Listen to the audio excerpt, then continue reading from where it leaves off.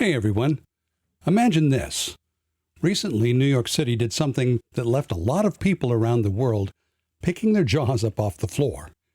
They just elected a Democratic Socialist, Zoran Mamdani, as their next mayor. You might be thinking, oh, wait a minute, New York always votes Democrat. What's the big deal? And that's exactly the point. Zoran Mamdani isn't a regular Democrat. He's a proud member of the Democratic Socialists of America, the DSA. The DSA isn't its own political party, so what they've been doing for years is working inside the Democratic Party, slowly moving it further and further left. Think AOC, Rashida Tlaib, Cori Bush, same organization. And then you've got folks like Bernie Sanders, Ayanna Pressley, and Ilhan Omar, who aren't official DSA members, but they carry the DSA endorsement. It's a growing movement, and it's growing fast, especially with younger voters. A lot of Americans, particularly people under 35, are warming up to the idea of socialism. Now, honestly, that's not shocking when you realize how dominant socialist and Marxist ideas have become on college campuses. I've seen it up close.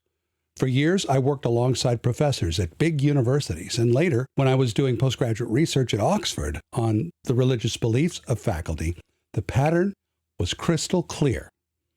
The overwhelming majority of professors lean left, sometimes way left, and students almost always end up adopting the thinking of the people who grade their papers.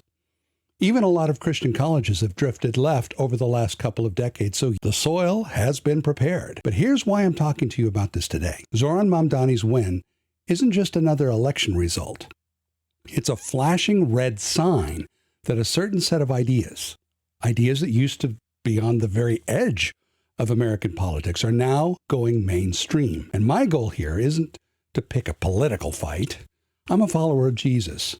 I care about people thinking clearly and living out real biblical faith in a culture that's increasingly hostile to it. Let's do some clear thinking together. At the heart of democratic socialism, there are a few core assumptions, and I believe those assumptions are simply not true.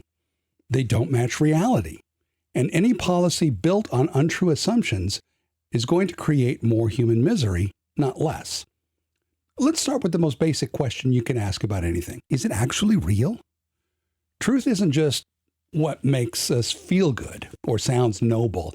Truth is what lines up with reality. Unicorns exist in stories, in art, in movies, in drawings, but you can't ride one because unicorns aren't real. Simple rule. True things match real things. Democratic socialism starts with one massive assumption that ideals, like perfect justice, perfect equality, a world that finally runs on from each according to his ability to each according to his needs, are not just nice dreams, they're actually achievable. Perfection isn't just something to aim at, it's something we can arrive at if we try hard enough. And once you believe human beings are perfectible, the next step is easy. People must be basically good, not just capable of doing good things, actually good at the core. Goodness comes from us, and that's the only way from each according to his ability to each according to his needs could ever work. Everyone would generously share because we're all inherently noble. But when you hit the obvious question, if people are basically good, where does evil come from? It can't come from inside us, right? Because we just said we're good. So evil has to be coming from outside us, maybe from objects like guns, cars, alcohol, whatever. Ban the bad objects, and people will stop doing bad things. Or maybe it's the system, systemic racism, systemic sexism, systemic inequality. Fix the system, and human goodness will shine through. Or if that doesn't work fast enough, maybe the whole society is rotten, and we need a revolution to tear it down and build the perfect one. That's the idealist playbook, and it's the democratic socialist playbook. But what if evil isn't in objects or the system or even society itself? What if evil is in us? The Bible says exactly that. Jesus looked at a rich young ruler who thought he was a pretty good guy and said, "Why do you call me good? No one is good except God alone. Paul said in Romans, I know that nothing good lives in me, that is in my sinful nature. Reality check. In 7,000 years of recorded human history, exactly 0 people have achieved moral perfection. The only perfect human who ever walked the planet didn't become perfect. He was God in the flesh, perfect from the moment he arrived. We are not the source of goodness. God is. We're made in his image, so we can reflect his goodness, but on our own, we're broken. Sin isn't just something we do. It's who we are apart from God's grace. And because of that, from each according to his ability to each according to his needs, sounds beautiful on paper, but it crashes into the brick wall of actual human nature. People don't naturally ask, how can I serve everyone else? We naturally ask, what's in it for me? That's why every large-scale attempt to build socialism, the Soviet Union, Mao's China, Cuba, Venezuela, ends up with oppression, secret police, breadlines, and party elites living better than everyone else. Now, I've seen it with my own eyes. I spent a summer in the Soviet Union in 1983, and then I went back in the winter of 1990 to Siberia.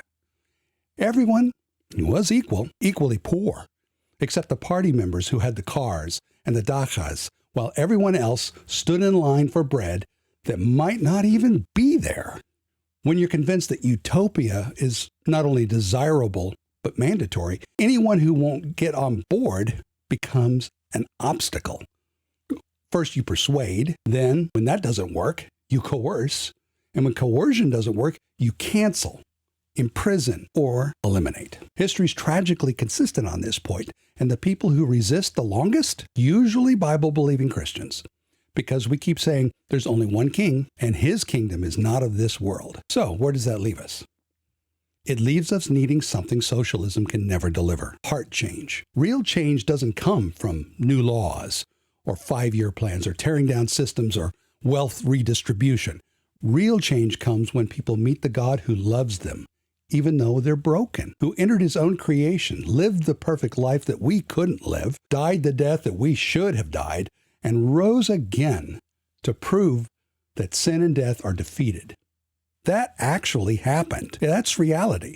And when people grasp that reality, they stop trying to be their own God and start reflecting the real one. That's the only thing that's ever produced genuine justice, mercy, generosity, and hope that doesn't disappoint. New York City just took a big step toward an experiment that's failed everywhere it's tried.